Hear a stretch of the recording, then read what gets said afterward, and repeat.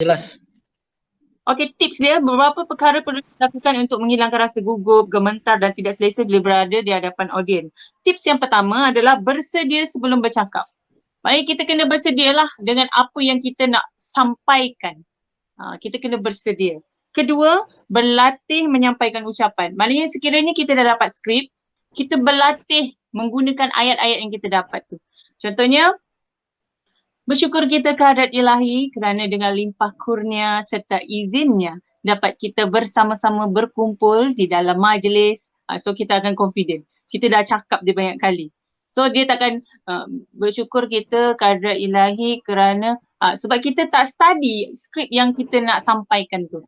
So kalau kita tak study dia akan jadi kita gugup, kita takut kan. Maknanya kita kena readykan diri kita lah. Selalunya kita kena readykan diri kita untuk kita start bercakap.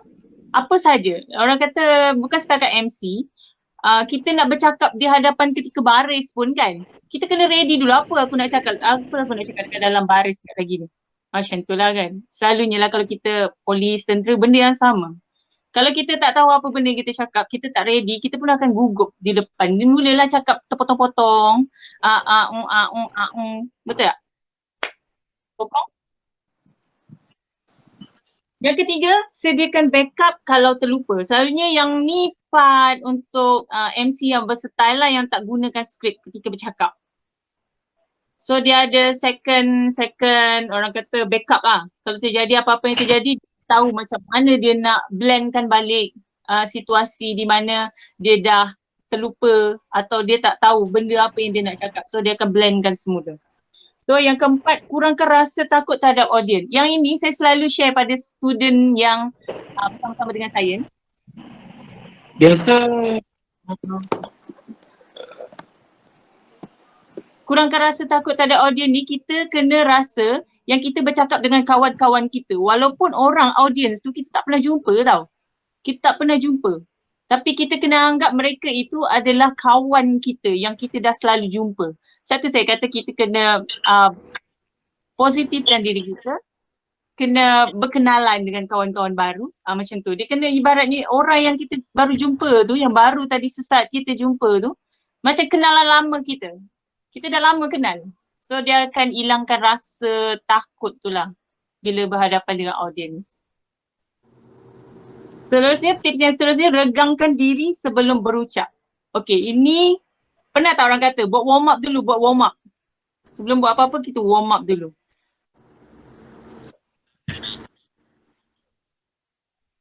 Selalunya macam saya akan jogging dulu. Saya dah tahu pagi tu saya nak kena jadi MC kan, saya akan jogging. Jogging supaya badan kita panas sebelum kita melakukan MC. Bubbling, humming, dia ada humming lah, humming. Ni exercise bibir ni. Otot-otot mulut kita ni kita gerakkan dia. So dia akan mudahkan pergerakan otot kita bila bercakap. So lidah tu tak akan seleng-seleng, faham tak? Dia tergeliat tu kan. Itu perkara biasa lah, itu semua orang akan terjadi, bukan perkara yang baru. Okay, bersedia sebelum berucap kepada audiens yang tadi saya share tu. Bagaimana kita nak bersedia sebelum berucap kepada audiens? Apa yang perlu kita lakukan? Okay, dia cerita dia kita benda yang sama, persediaan tentang isi kandungan ucapan tu. Kita dah baca kandungan ucapan yang kita cuba sampaikan. Contoh, macam tadi saya kata, saya nak panggil kita kehadrat ilahi kerana dengan limpah kurnia serta dapat kita bersama-sama berkumpul di dalam majlis. Nampak tak kat situ? Dia dah ada slash. So kita tahu di mana kita nak rendahkan dia, di mana kita nak tinggikan tone tu, di mana kita dah study, kita punya words tu, di mana nak berhenti, di mana nak tinggi. Sama juga kita nak ucap salutation. Salutation macam contoh, perasan tak bila kita bagi pengumuman, mengumumkan ketibaan yang berbahagia Komander Pangkalan Udara Subang. Dan dia duduk dan kita akan start dengan salutation yang pertama. Yang berbahagia Komander Pangkalan Udara Subang. Tadi kita dah tinggi tone. Bila kita dah cakap bahagian salutation, kita akan lowkan tone kita sebab kita cuba menyampaikan kepada dia. kita mengalu-alukan kedatangan dia. Dapat tak? Kita Dapat. tone tu ke bawah. Daripada tinggi turun ke bawah. Tapi, okay guys, dalam ni tak ada share. Saya nak cakap juga. Masa kita cakap salutation tu, eye contact main peranan. Sebabnya, bila kita sebut nama VVIP akan pandang muka MC tau. So, dia adalah better kalau kita dapat hafal nama VVIP kita. Contoh, dalam VVIP kita punya salutation tu, kita ada 3 orang. So, kita ambil 2 orang. Contohnya, yang berbahagia, Brigadier General Omar bin Haji Dawami DM, Komander Pangkalan Udara Subang. Itu memang saya dah noted.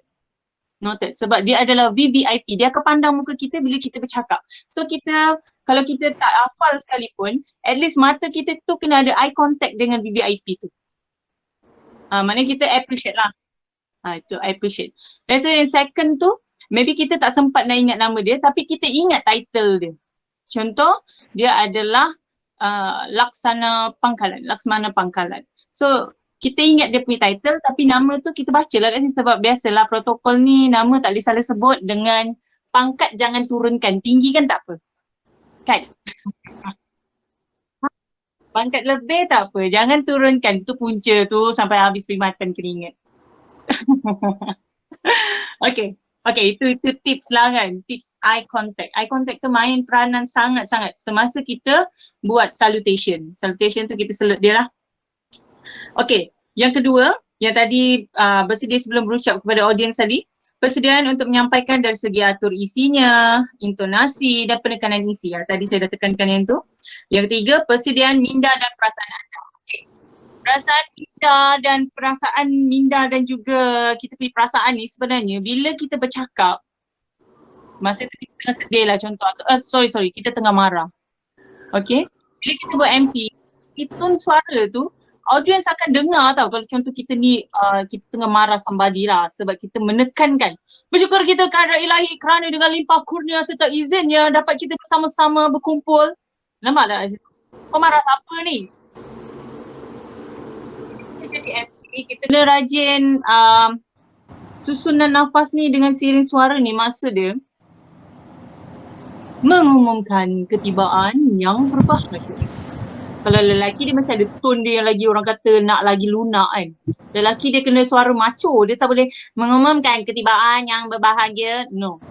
Dia kena bold. Suara tu orang kata, oh ni tak boleh, memang nak kena ingat suara dia je. Sebab the killer is bila kita mengumumkan ketibaan. So di mana suara kita ni orang akan dengar kali pertama. So kita nak orang dengar dan ingat suara kita. Bukan pakai bulu perindu Tak ada bulu perindu kat sini. Okey, kita teruskan lagi dengan etika pengacaraan. Yang tadi okey tak? Yang tadi dapat? Dapat. Oh, betul, macam ada baby kat dalam ni. Okey, kita teruskan dengan etika. Dalam etika pengacaraan ni macam biasalah, kita kena bersedia daripada segi mental dan fizikal. Bila kita dah bersedia, barulah kita boleh terus ke acara yang seterusnya. Okey, bila kita dah bersedia, kita kena menjalani raptai. Jangan sesekali tak pergi raptai Sebabnya bila kita tak pergi raptai, kita tak tahu run through event tu dia daripada awal sampai habis. Sebabnya, okey, saya pernah mengalami satu ni orang cakap kita job last minute lah orang kata kan. Bila job last minute ni, diorang bagi kat kita tak tahu overview perjalanan majlis. So kita cuma dapat skrip. Okey, betul, kita dapat skrip. Tapi di dalam skrip itu ada launching yang memerlukan kita berkolaborasi bersama-sama dengan pergerakan dan juga aktiviti yang mereka lakukan. Di mana suara dia ibarat macam voice over lah. Pergerakan tu kita kena buat selari dengan suara.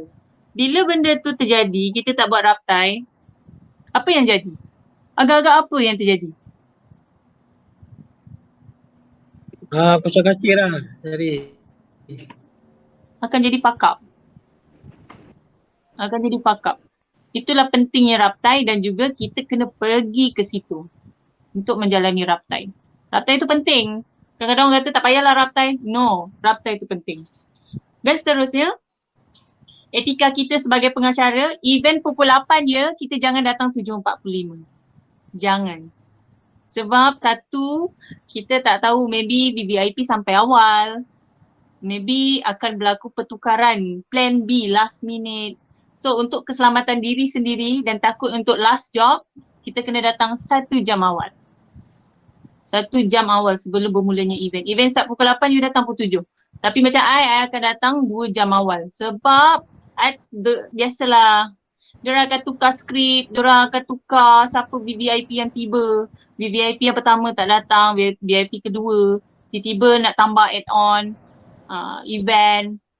Benda tu akan bertukar last minute. So kita kena sentiasa ikut update atau cara yang terkini. Mana yang latest lah. Kita tak boleh follow apa yang dia dah bagi daripada awal. So jangan lupa untuk membuat ujian suara. Test mic 1, 2, 1, 2, 3. Dia ada cara-cara dia. Kita jadi larang, ni nak ada.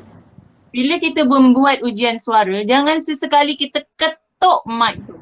Sensitif tau. So bila kita ketuk, PA system akan komplain lah. Dia kata kita ni MC yang tak berpengalaman lah apa. Kita kena tunjuk yang kita berpengalaman walaupun kita tak pernah jadi MC. So kita kena study. Yang tu ada banyak sharing yang berkaitan macam mana kita nak look professional sebagai seorang MC. Okey, seterusnya memakai pakaian yang sesuai. Okey, event sukan tiba-tiba pakai baju kurung. Tak kena. Event sukan Sesuai lah. tak kena. Okay. Yang ni saya nak share juga memakai pakaian yang sesuai ni. Okay, macam saya saya suka brandkan diri saya. Bila ini untuk maybe korang boleh follow lah sikit kan. Bila kita pergi sesuatu tempat, kita kena bawa kita punya branding sendiri. Macam saya suka pakai high heel. Tak kira lah pakai baju sport ke apa ke, saya akan pakai high heel. Sebabnya saya nak tahu, saya nak semua orang tahu yang pakai high heel tu hanya Suria sahaja. So dia trademark. Bila orang kata high heel, dia akan ingat Suria, MC Suria. Macam korang maybe lelaki selalunya dia akan pakai, kalau protokol part, dia akan pakai handkerchief letak kat sini. Bentuk macam corn. Ada yang just letak macam daun. Macam tu lah, ikut. Yang melambangkan itu adalah identiti kita. So bila kita pergi orang kata, oh itu you punya identiti. Dapat tak yang tu? So itu adalah branding untuk diri sendiri. Kena kreatif lah sebab kita membawa nama kita. Bukan nama Najib, bukan nama Nida, bukan nama Nek, bukan. Nama Suria. So kita bawa kita punya identiti sendiri. Okay.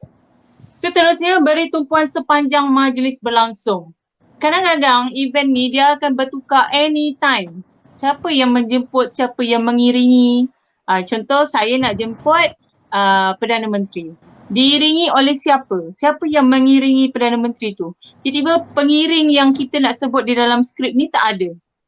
Dia pergi mana? Dia tak sampai lagi. So siapa yang akan ganti? So kita akan kena sentiasa alert dengan keadaan persekitaran kita. Menerima arahan dari pegawai protokol. Maknanya yang ni kita memang kena follow FM lah, flow manager. Atau kalau tak jumpa flow manager, kena follow by event manager lah. Siapa yang ada kat situ yang bertanggungjawab untuk menguruskan majlis tu. So kita sebagai MC, kita memang sentiasa kena collab, kena sentiasa identify siapa yang kita yang selayaknya untuk collab. Jangan tiba-tiba tanya dengan ADK. No, tanya dengan event manager ataupun FM. Terusnya jangan meninggalkan majlis sebelum majlis berakhir. Betul. Kita sebagai MC adalah orang pertama yang sampai dan kita adalah orang terakhir meninggalkan majlis.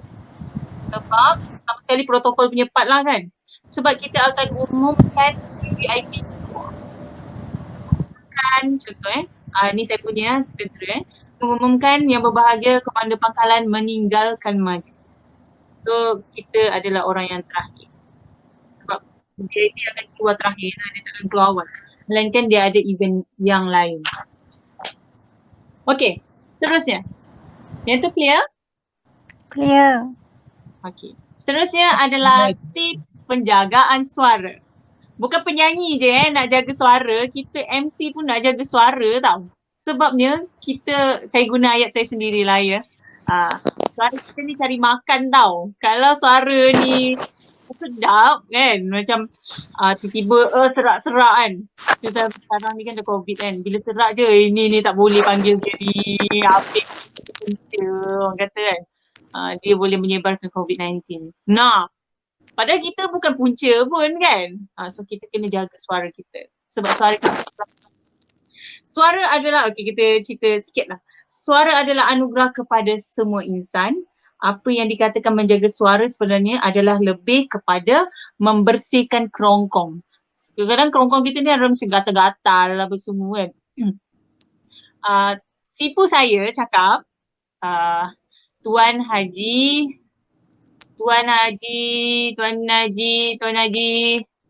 aduh lupa nama dia siapa. Protokol istana. Siapa nama dia? Sopian. Tuan Haji Sopian. Dia cakap untuk membersihkan kerongkong, kita kena korek di tekak kita ni, keluarkan semua kekotoran tu, kahak tu.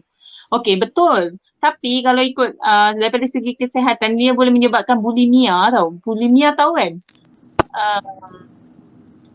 Orang yang dah makan, dia keluarkan balik muntah tu. So, tak bagus untuk kesihatan tekak kita. Cara-caranya adalah minum je air suam tu banyak-banyak. Sebab ubat kita adalah air kosong. Minum je. Nanti dia akan bersihkan kita punya kerongkong. Dalam masa yang sama jangan makan pedas-pedas. Sebab kita nak jaga tekak kita ni kan. Daripada bengkak, berlendir. Terutama sekali mereka yang ada resdung. Mereka yang ada resdung ni tak boleh seafood, betul tak? So, elakkan seafood. Sebab kita nak jaga tekak kita. Sorry. Lagi satu, macam mana? Kalau yang isap rokok. Kalau yang isap yang rokok, isap ubat dia rokok. minum air je.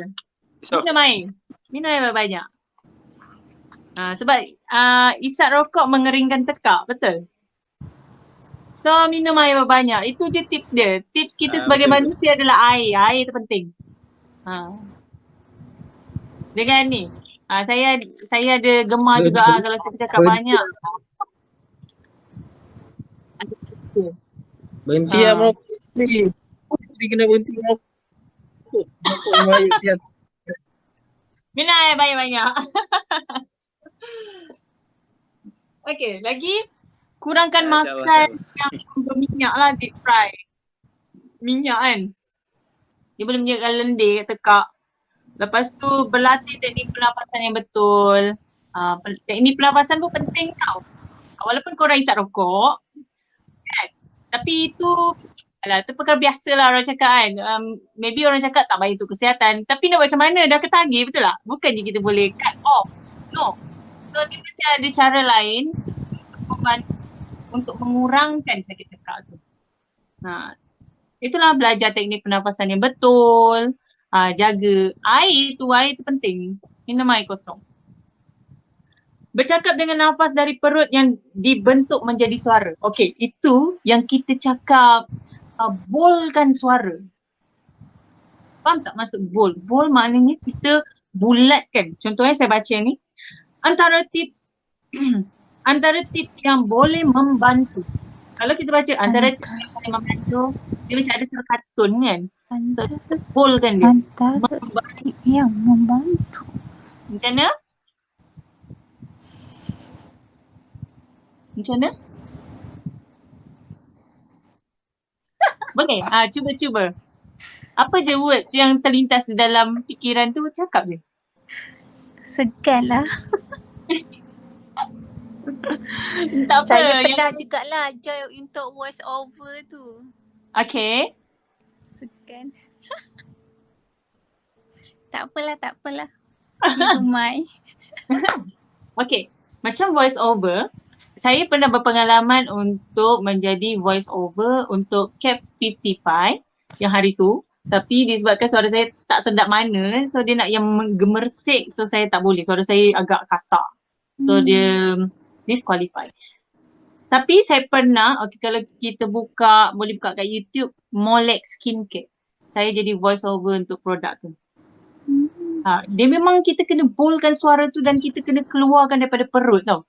Macam produk skincare, kita cerita jauh sikit lah daripada ni Macam produk skincare, kita cara memujuk orang supaya membeli produk kita.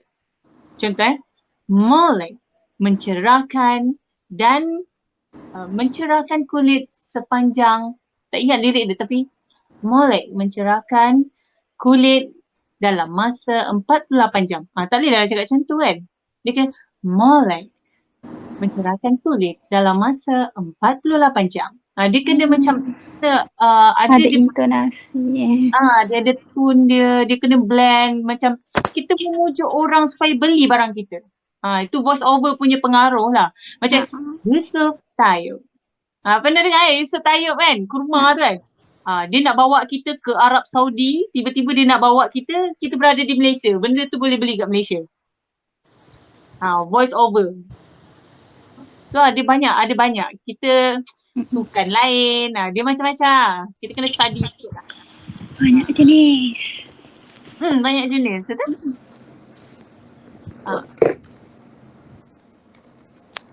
Okey. Seterusnya adalah benda yang jangan dilakukan semasa kita melakukan MC protokol. Antaranya adalah dia ada 2 je. Sebab saya 2 ni memang saya simpan untuk prinsip saya sendiri. Bila saya mengacarkan MC yang berkaitan dengan protokol, jangan berjenaka. Jangan sesekali berjenaka. Kedua, jangan sesekali memberi komen atau memberi ulasan sekiranya tak ada siapa yang minta kita untuk mengulas. Sebabnya itu macam kita dah lah bercakap bagi pihak pengurusan, bagi pihak tuan rumah. Kemudian kita pula mengulas tuan rumah tu balik. Ibaratnya kita macam itulah, faham? Kita mengkritik tuan rumah lah, macam tu lah. Berjenaka ni sebabnya bila kita tak tahu sensitivity audience. Kadang-kadang ada audience dia sangat okey bila kita bercerita pasal warna kulit. Tapi itu contoh warna kulit. Tapi ada certain audience dia tak boleh, dia kata itu body shaming. So untuk mengelakkan benda-benda macam tu, jangan sesekali berjenaka sekiranya tidak memerlukan untuk berjenaka. Itulah. Itu beza dia untuk certain part. Tapi selalunya yang benda ni terjadi, event yang berkaitan dengan government. Benda yang berkaitan dengan kerajaan, benda-benda. Yelah, kadang-kadang politik pun tak boleh sebab tu terlalu sensitif. Jangan cerita pasal sensitif lah, tak boleh. Okay? Seterusnya kita cerita pasal protokol dan etiket. Yang tadi okay? Okay. Etiket sosial. Daripada segi pengemasan diri, tadi kita bercerita pasal suara, pasal yalah cara kita, intonasi kita kan. Sekarang kita cerita pasal penampilan diri kita pula. Etiket dalam pengemasan diri adalah pergaulan dan pendampingan. Etiket dalam menghadiri majlis. Dalam majlis-majlis yang ada di dalam dalam penugasan seharian lah, terutama sekali kalau kita ni orang government, orang swasta sekalipun, kita mesti takkan lari daripada mengacara event yang berkaitan dengan protokol, majlis penuh istiadat, majlis rasmi dan formal, majlis rasmi tidak formal, majlis tidak rasmi tetapi formal, majlis tidak rasmi dan tidak formal, majlis hiburan atau TV atau radio. Dekat sini ada tak siapa-siapa yang pernah mengacarakan majlis hiburan TV radio ni? Okay, majlis hiburan lah, dinner, family day. Tak ada.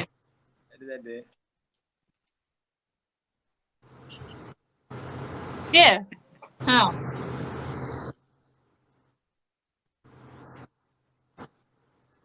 Tapi kalau kita kongsikan pasal majlis hiburan TV radio ni, Saya suka nak kongsikan tentang majlis TV lah, TV. Saya pernah mengacarakan, tapi benda ni tak boleh dipublishkan secara official lah sebab kita tentera kan. Bila kita buat benda-benda yang tak berkaitan, yang tak menggunakan surat ni, dia biasalah surat nak kena melalui government atas pegawai-pegawai atasan ni, dia ada satu problem lah. Bila mana bila kita mengacarakan sesuatu yang TV ni tadi, walaupun secara protokol ataupun protokol lah, asalnya majlis protokol, kita tak boleh tahu. So, okay, saya nak share keadaan masa saya mengacarakan majlis tu. Benda live kan, semua orang tengok secara online. So, bila you salah sikit, orang akan ingat sampai bila-bila. So, perjalanannya adalah seperti yang saya share tadi, memang kena ada backup plan. Disebabkan kita tak boleh salah cakap, tak boleh tak boleh salah. Banyak dia punya, kalau nak kongsikan yang tu, pengalaman yang TV secara online ni dia memang betul-betul tak boleh salah cakap. Tak boleh salah cakap. Bila kita salah cakap, kita akan boleh didam. Ini saya bukan nak takutkan seorang MC tau. Walaupun korang baru nak jadi, tapi di sebalik wangi tu mesti ada yang busuknya. Setuju tak? Mesti ada yang busuknya. So, saya sukalah nak ingatkan kepada anda semua untuk sentiasa berhati-hati sebelum melakukan tasking apa-apa. Tadi dulu event yang kita dapat, tasking kita dapat. Boleh juga tengok saya dekat KWC online dekat Facebook. Saya pernah mengacara kat situ. Tapi ada lagi job, tapi takut nak ambil disebabkan kita adalah government student. Okay lah. Itu faham ada tak rasmi tu. Kita seterusnya lah itu orang boleh tengok Tuan Haji Sofian dia dengan Tuan Haji Syaril pun sama. Dia suka share benda-benda tu. Kita boleh follow.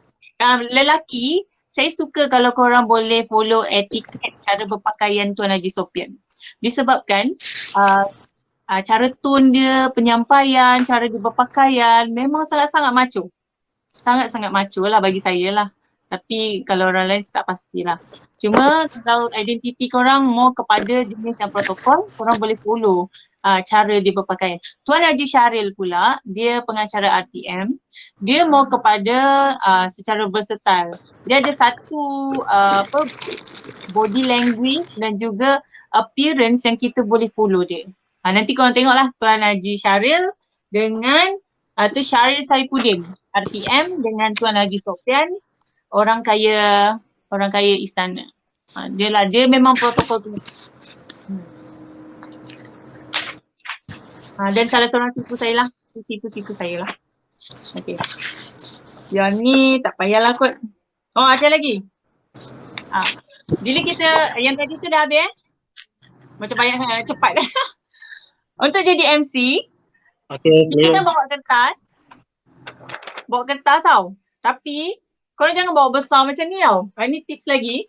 Kalau kita mengacarakan majlis, jangan bawa besar macam ni tau. Kalau boleh, skrip korang tu, korang kecilkan. Sebabnya bila kita bercakap, nanti ada orang shoot gambar kan. Bila orang shoot gambar, dia tak ada besarnya skrip Suria. Lepas tu nak promosikan diri pula, pernah dengar cue card?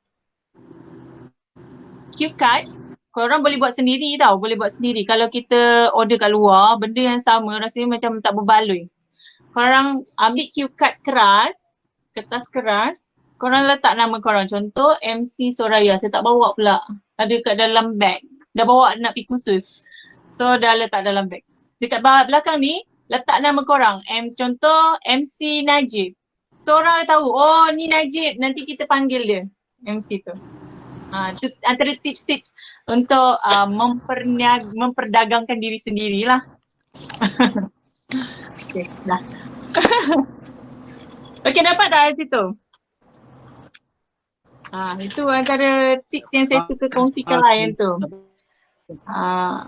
Kalau contoh korang, okay itu satu. Dua, kalau korang ada skrip yang jenis macam ni, korang stapler dekat sini tau, kiri. So, untuk memudahkan korang menyelak skrip tu supaya lepas ni apa, kan? Kan selalu ada macam tu kan, kita jadi clumsy tiba-tiba. Stapler dekat tepi ni, buka, tolak ke atas. So, tolak ke atas, pastikan dia tergulur kat tepi ni. Ataupun lagi senang, jadikan dia macam ni. So, korang selitkan ke bawah je. So, dia tak nampak macam kotor sangat. Ni kalau ada colostrum lah. Kalau ada lecture stand tu, so dia nampak tersorok.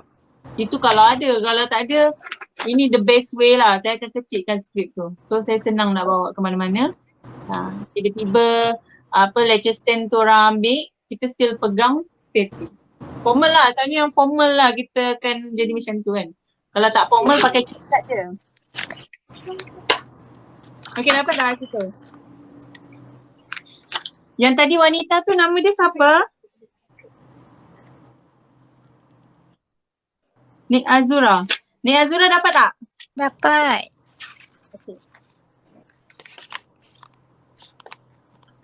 Okay, kita sambung lagi Sikit je lagi, nak habis dah.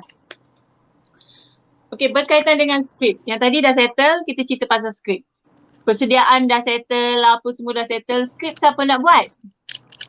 Kan? Skrip selalunya tuan rumah yang akan sediakan. Tetapi, sebagai MC yang profesional, kita perlu menyediakan skrip kita sendiri. Itu sekiranya perlu. Tetapi untuk menyelamatkan keadaan, kita perlukan skrip daripada tuan rumah. Itu paling selamat lah sebab kita tak tahu apa kehendak tuan rumah. So bila dia sediakan skrip tu, so kita tahu tuan rumah kehendak dia apa. Then bila kita dapat skrip tu, kita baca run through, mesti ada some words, ayat yang kita tak biasa guna. Betul tak? Macam contoh saya suka bersyukur kita ke hadrat ilahi. Kadang-kadang Alhamdulillah dia akan tambah. Alhamdulillah bersyukur kita ke hadrat yang esa. Benda yang kita tak biasa guna. So kita minta kebenaran dulu kepada tuan rumah untuk menukar ayat yang diberi. Sebab untuk keselesaan diri kita sendiri dan untuk yang kita baca dan kita sampaikan tadi. Tapi semuanya bergantung kepada persetujuan kedua-dua pihak lah. Kalau tuan rumah kata, okay, Najib ni buat. So you kena buat lah. Kalau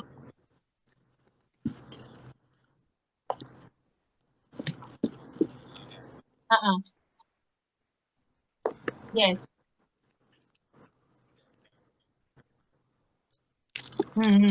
Betul.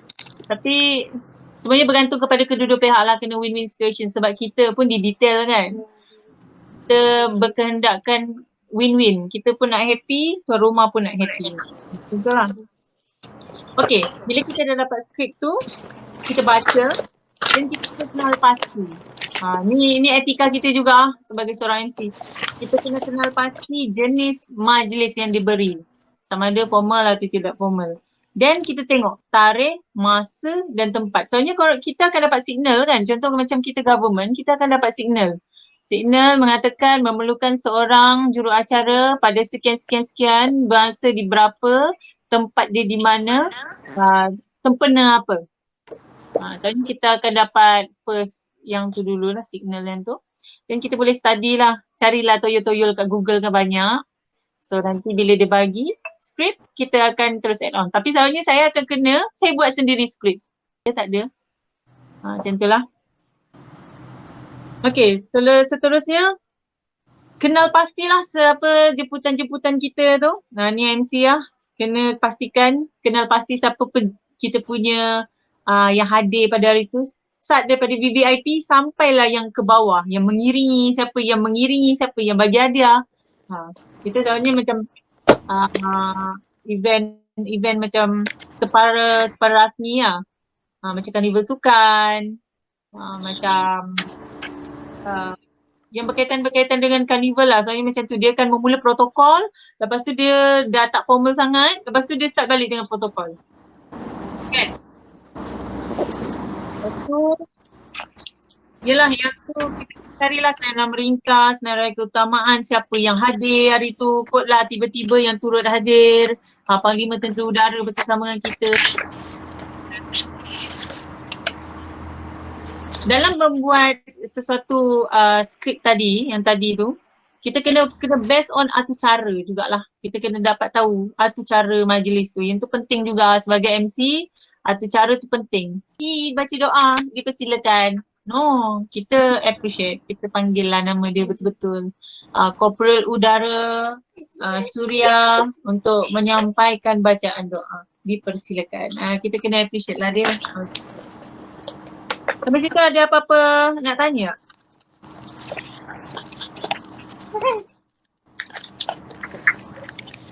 Ada soalan tak?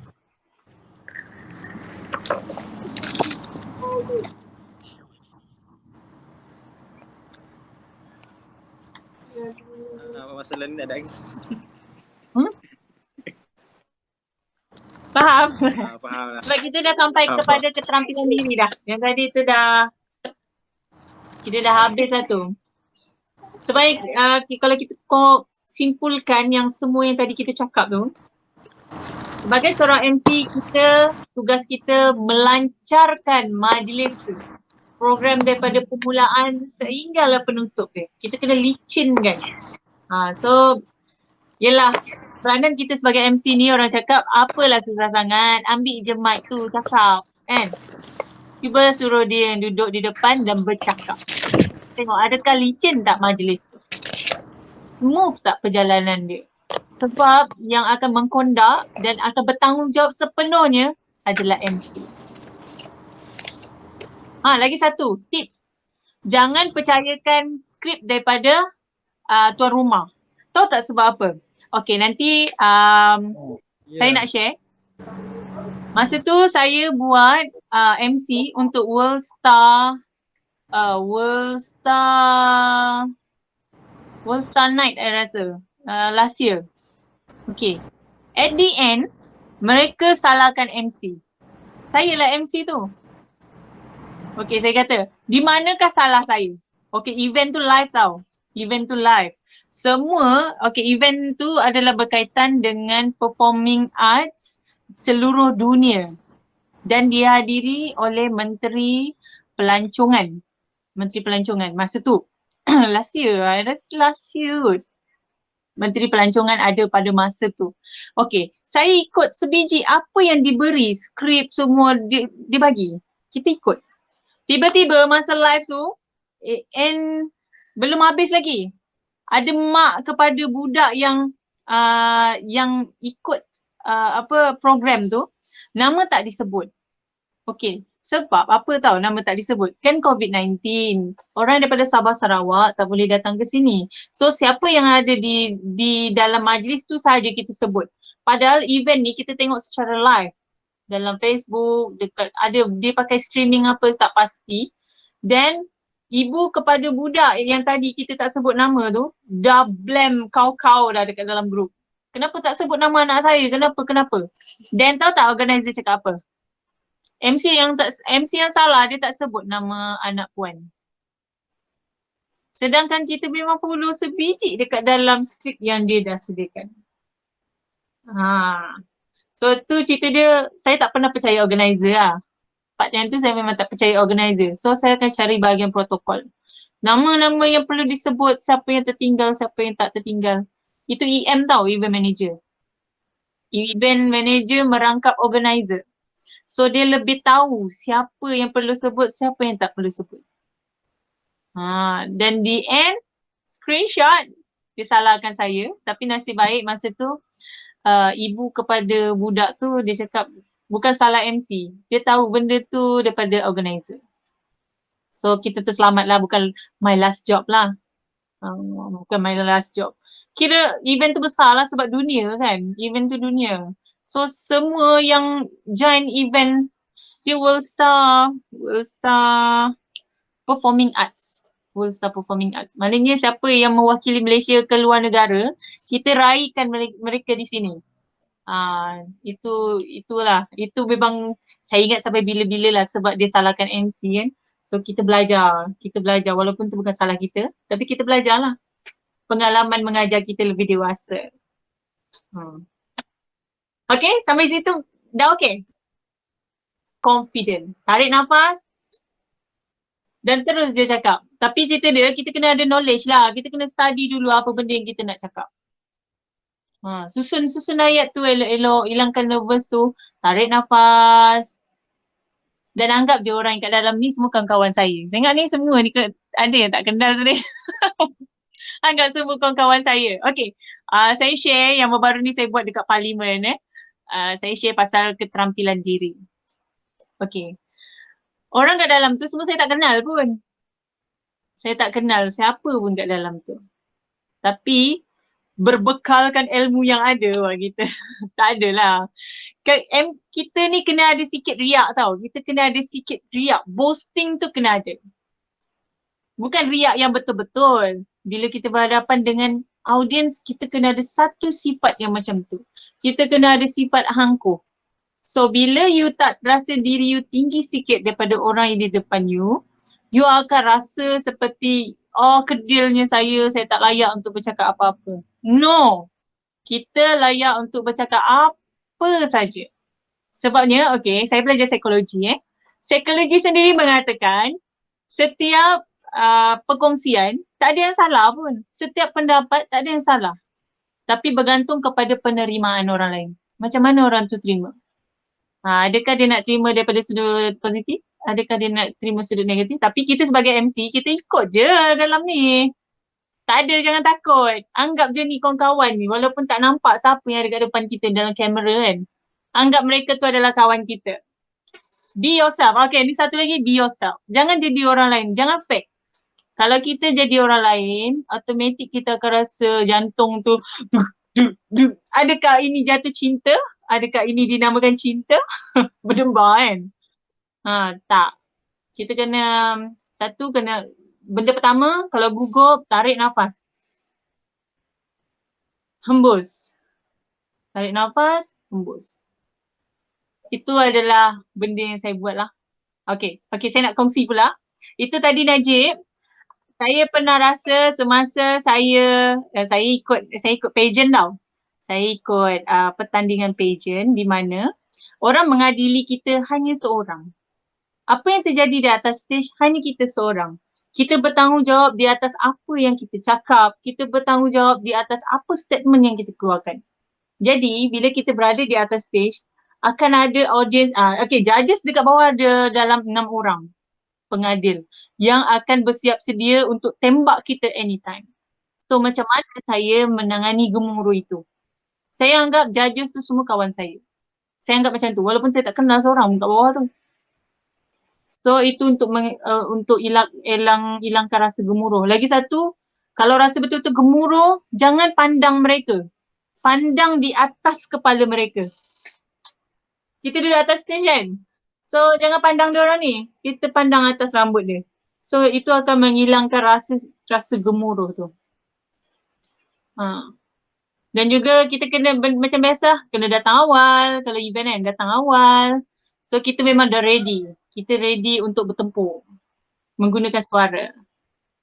Lagi? Agak tak boleh juga Al-Fatihah. Itu betul. Itu orang cakap meditasi yang paling sempurna kita sebagai seorang Islam. Meditasi yang paling sempurna Al-Fatihah tu memang terbaik lah. Mujarab orang kata. Lah. Okay, clear. Tak pernah buat.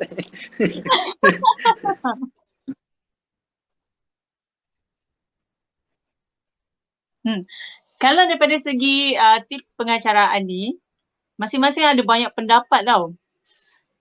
Pendapat dia ada macam-macam. Ada 1000 jenis macam. Okay. Tapi semua tu tak jadi masalah. Kita cuma ambil seorang sikit punya ilmu. Kita simpan sebagai kita punya orang kata motivasi untuk diri kita lah. Kita bawa ke depan. Mungkin kita boleh share kepada orang lain. Tapi selalunya saya suka share pengalaman yang saya sendiri yang dah rasa. Saya rasa banyak gila. Sampaikan saya rasa kadang-kadang tak fair tau, tak fair. Sampai saya rasa saya jadi event manager lah lepas ni. Sebabnya bila kita dapat tasking yang berubah anytime. So kita perlukan cordless kan kadang-kadang kat sini. So orang boleh cakap, okay Surya, MC jangan cakap apa lagi sebab VVIP belum sampai. Kita dah cakap dah kat sini. So macam mana kita nak blendkan semula? Padahal kita dah cakap. Macam mana kita nak blendkan? So kita kena kreatif lah. Bila kita menjadi seorang MC ni, kita memang kena kreatif. Macam mana kita nak handle majlis tu? Kalau kita dah cakap apa? Macam saya, secara personally, saya dah tercakap kan, dah terlanjur kan. Cakap je lah. Hadirin dipersilakan duduk. Kerana VVIP sedang menunggu di holding room. Dia tiba-tiba jadi versatile. Tadi protokol, dia jadi versatile. Sebabnya kita tak dapat info yang orang kata secara yang terkini. Yang terkini tu kita tak dapat. So kita akan, macam tu lah, itulah pentingnya connection di antara teamwork lah orang kata. Teamwork. Banyaklah, itu antara pengalaman, banyaklah pengalaman pahit tu banyak sebagai seorang MC. Banyak sangat. Tapi itulah yang mendewasakan kita. Kita boleh cakap sebab benda tu mungkin korang semua akan alaminya suatu masa nanti.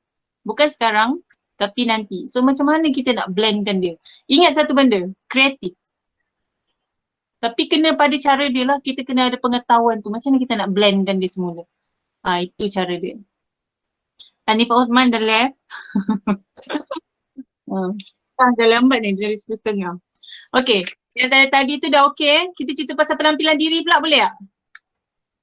Okay, penampilan diri. Macam tadi saya cakap kan, event carnival sukan tiba-tiba pakai baju kurung. Tak manis lah. Kan?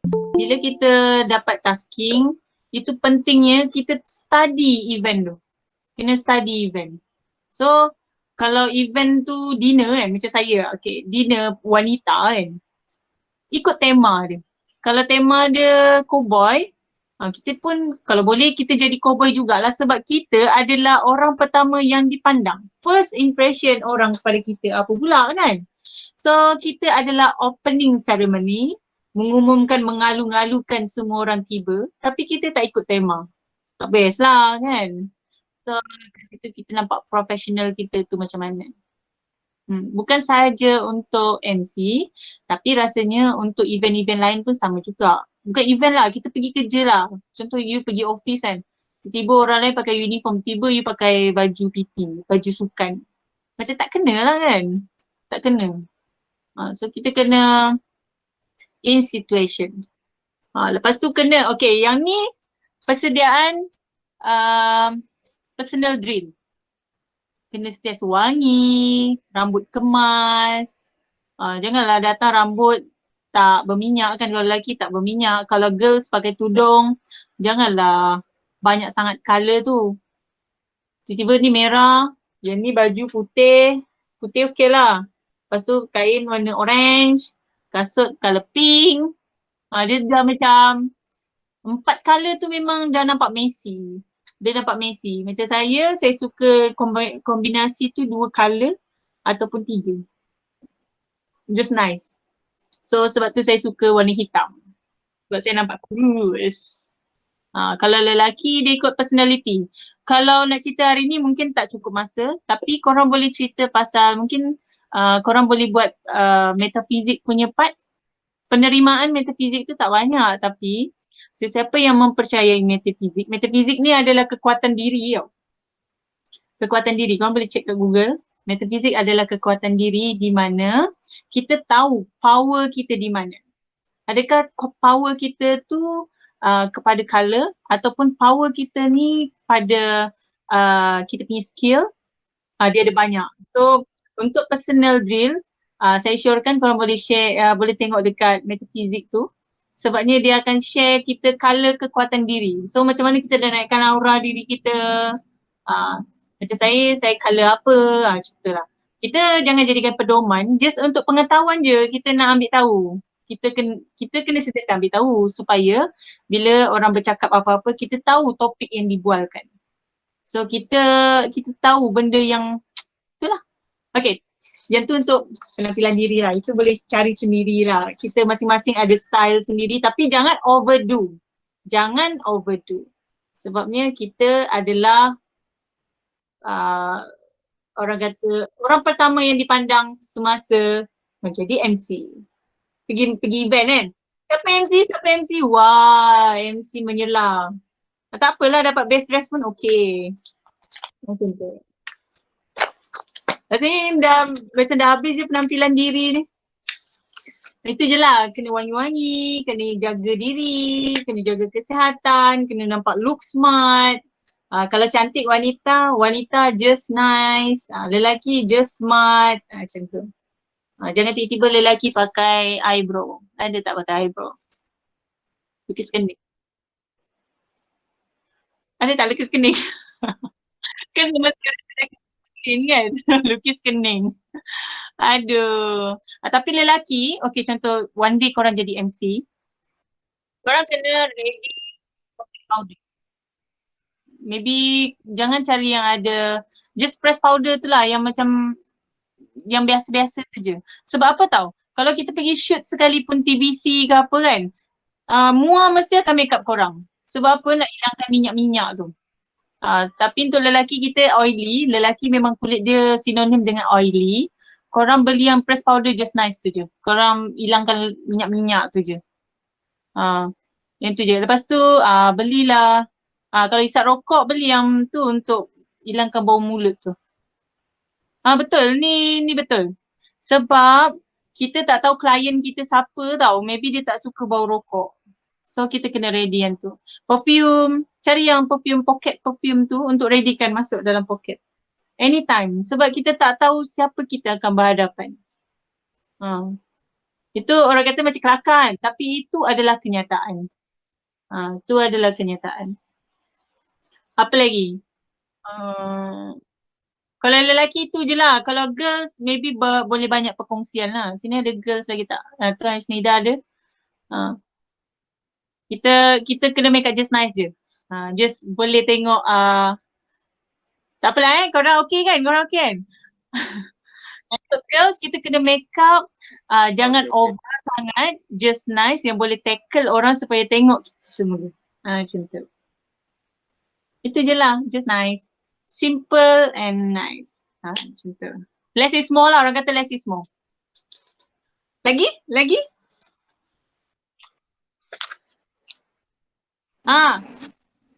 Jangan lupa sebelum, ini untuk emosi pula, untuk emosi. Saya suka nak kongsi. Yang tadi kita dah cerita pasal appearance, kita dah cerita pasal luaran semua. Macam mana pula dengan dalaman? Dalaman, benda pertama, pagi kita bangun, kita kena letak dalam diri kita kena happy, gembira, positif. Walaupun kita tak buat MC tapi kita melakukan pekerjaan seharian kita, bila hati kita happy, kita keluar hati kita happy je. Kalau kena marah pun lantak lah. So kita ada perasaan happy dan positif, gembira je sepanjang masa. Tak adalah orang kata, apa pasal muka kau muram sangat hari ni? Jangan. Kita kena tanamkan sifat positif dalam diri kita.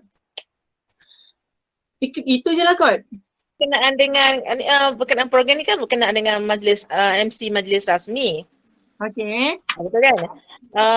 Bagaimana kita nak sesuaikan sesuatu apa ni ucapan kita tu, kena ada pantun ke situasi yang macam mana tu? Okay. Kalau ikut perkeliling yang terkini, kalau untuk government, dululah ni cerita dia 3 tahun lepas, ada perkeliling yang mengatakan tak boleh letak pantun. Tapi sebenarnya boleh letak pantun. Cuma yang berkaitan dengan pembarisan, mungkin ada melibatkan sultan turun dalam event tu, tak perlu untuk letak pantun. Cuma kalau event yang berkaitan macam dinner, macam launching, boleh je letak pantun. Hello? Ya, faham. Maknanya kita kena sesuaikan dengan majlis tu lah, sama ada yang formal dia tu macam mana, kan? Ya, betul. Puan daripada mana? Ah, Daripada saya mana? saya pun student UM juga, PJJ juga. Oh, okey. Tapi bukan grup minat kot Selalunya, lah. thank you sekali masuk. Okay, lagi satu, depends on kita punya organizer. Dia nak tak? Sebab selalunya organizer ni ada yang dia nak pantun banyak, ada yang kata tak perlulah pantun, ada yang kata nak pantun tapi satu je, dua macam tu. Dia akan catu kita punya skrip. Selalunya kita akan depends on organizer. Lepas tu event yang berkaitan betul-betul protokol lah. Selalunya macam pembarisan, benda-benda yang istiadat tau. Istiadat yang tu memang tak perlu ada. Jangan. Kalau boleh jangan letak. Itu je lah. Tapi event lain boleh je. Boleh je letak. Jangan banyak sangat nanti macam pertandingan pantun. Okay, thank you. Welcome. Lagi? Macam kami macam dia ikut siapa korang punya istiadat. Macam kami, bahagian istiadat kami memang sebelah rumah je. Memang kita selalu follow, dia memang benarkan letak. Cuma yang berkaitan dengan pembarisan bulanan apa semua tu dia tak nak. Yang berkaitan betul-betul istiadat tak nak. Sebab dia dah keluar dah surat daripada Panglima Tentera Udara masa tu, dia dah keluarkan surat tak dibenarkan untuk meletakkan pantun di dalam majlis yang berkaitan dengan istiadat. Betul. Macam polis maybe boleh check balik dengan istiadat. Dia kena sentiasa buat exercise mulut dan juga sentiasa belajar menggunakan suara daripada perut. Ada orang kata suara daripada perut. Sebenarnya kita belajar sama macam penyanyi tau. Penyanyi dia ada belajar vocal cord tu. So kita pun belajar benda yang sama sebab kita bermain dengan intonasi suara kita. Dia adalah da. Benda yang sama. Ada, kita boleh tengok kat Google. Dia ada cara-cara dia untuk hilangkan vibrate tu. Kenapa? Ada vibrate semasa bercakap ke? Sebab kadang-kadang kena buat presentation dalam mesyuarat kan. Okay. Dia bila melibatkan pegawai-pegawai ni dia gemuruh lah. Biasanya lebih pada gemuruh yang buat suara tu jadi vibration kan. Betul. Tapi macam biasa, macam saya cakap. Bila kita, ni kalau kita nak menyampaikan presentation lah kan. Selalunya kita take time bila kita bercakap. So kita jangan cakap terlalu laju sebab apa tahu bila kita cakap terlalu laju, nafas kita akan jadi lagi pendek. Bila dia pendek, dia akan menjadi punca kita punya lontaran suara tu dia tersekat. Lontaran suara tu tersekat. So dia akan jadi kita jadi tercekik. Bila kita tercekik, kita dah lah jumpa dengan geng-geng nanti diorang judge saya ni. Dia ada satu, mesti kita ada pemikiran macam tu, betul tak? Betul. So macam mana kita nak handle yang tu? Ambil masa. Kita nak sampaikan sesuatu benda tu, kita tarik nafas dulu. Tapi kena dengan senyuman lah. Sebab power perempuan ni pada senyuman. Tarik nafas. Baiklah. Dia kena ada sambungan tu. Baiklah ataupun sementara itu guna ayat-ayat sambungan tu. So dalam sementara kita nak sambung ayat tu, kita kena main power senyuman lah. Sebab perempuan ni senyuman je power. Nak kongsikan satu lagi untuk imagekan diri yang positif lah kan. Macam mana kita nak sentiasa look positif. Okay, satu, sering merasa gembira. Orang kata, asal kau ni gembira je sepanjang hari, sepanjang masa, tak pernah tengok kau sedih. Buat apa kita nak nampak sedih di hadapan orang kan? So, walaupun kita berada dalam situasi yang negatif, kita kena sentiasa berfikiran positif. So, itu untuk motivasi diri kita untuk dapatkan aura positif di sekeliling kita. Dan itu untuk kepentingan diri kita sendiri. So, be positive. Kedua, mempunyai keyakinan diri. Bila kita yakin dengan diri kita, orang sekeliling kita ni akan yakin dengan kita. Automatik. Tak kisahlah siapa pun anda, siapa pun orang di sekeliling kita, tak kira lah pangkat dia rendah, tak kira pangkat dia tinggi. Bila kita yakin dengan diri kita, automatik keyakinan orang lain pada kita tu tinggi. Okay? Dan percaya sepenuhnya kepada diri. Kalau kita tak percaya pada diri kita, macam mana orang lain nak percaya pada kita? Kena percaya.